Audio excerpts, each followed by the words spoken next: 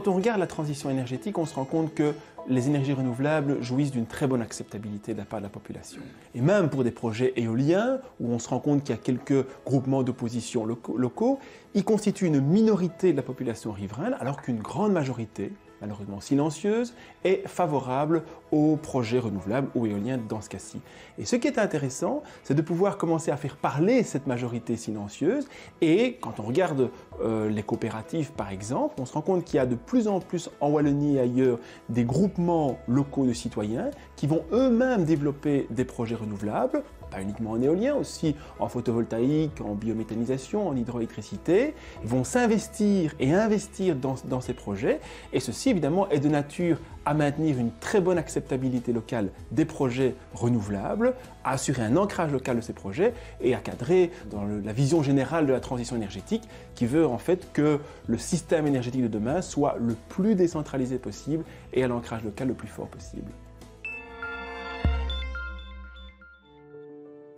L'initiative que nous avons prise de rendre notre système d'énergie plus durable ne vient pas uniquement des entreprises. Il y a aussi un certain nombre de coopératives groupant des citoyens qui investissent dans des projets d'énergie renouvelable. Un bel exemple en est Émission Zéro, coopérative wallonne créée en 2007.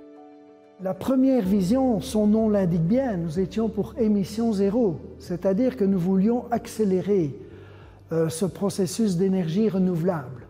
Tout le monde à ce moment-là croyait que ça allait être facile, qu'on allait avancer, qu'on allait construire des éoliennes facilement. Et donc on s'est un peu engagé dans cette voie-là. Énergie renouvelable, il faut accélérer les investissements et cette mutation. Le premier projet a été la construction de 2 turbines à Dour et à Quiévrain. En même temps, la coopérative Émission Zéro était active dans toute la Belgique francophone. Depuis 2015, elle investit dans diverses formes d'énergie renouvelable. À partir de 2012, le contexte a changé et il devenait très difficile d'obtenir des éoliennes. Nous avons commencé à diversifier vers l'hydroélectricité et là nous participons au barrage de Monceau-sur-Sambre. Nous avons aussi fait de la biométhanisation et nous sommes ici à Auchin où c'est un site de production à la fois de courant électrique et de chaleur. Et enfin, dans le photovoltaïque, nous sommes présents dans un atelier protégé ainsi que dans une commune comme Courcelles où nous avons emporté un contrat de fourniture pour tous les bâtiments communaux de Courcelles.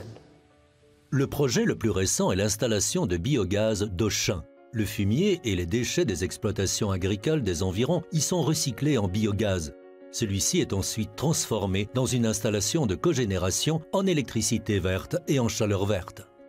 Les clients pour la chaleur, c'est un home qui est à quelques centaines de mètres d'ici.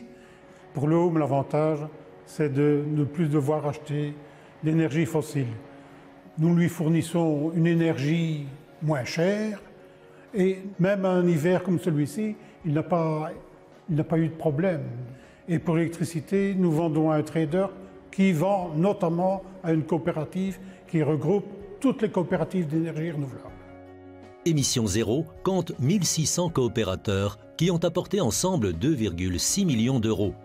Elle dispose donc d'une large base de financement qu'elle complète avec divers autres moyens pour compenser ses investissements.